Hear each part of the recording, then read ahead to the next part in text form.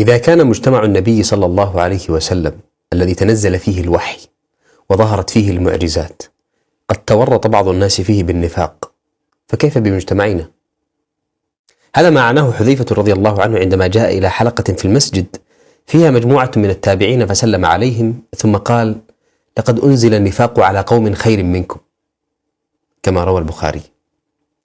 وإن كان حذيفة رضي الله عنه قد قال ذلك في عصر التابعين، الجيل الذي تلا العهد النبوي، فكيف نقول عن عصرنا نحن؟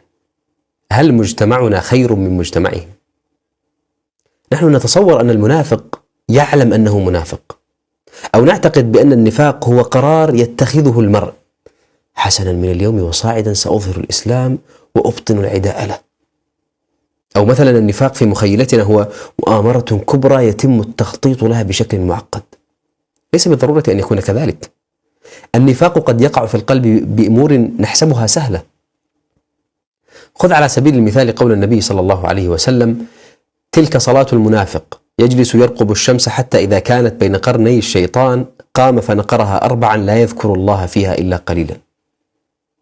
حديث مخيف. تأخير الصلاة لآخر وقتها بغير عذر جعله النبي صلى الله عليه وسلم صلاة منافق، بالرغم أنه أخر العصر لآخر وقتها وهو وقت ميل الشمس للغروب. فكيف بمن يطبق على إخراج الصلوات عن أوقاتها؟ أليس ذلك أمارة قوية على أن ثمة نفاقا خفيا في القلب قياسا على الحديث؟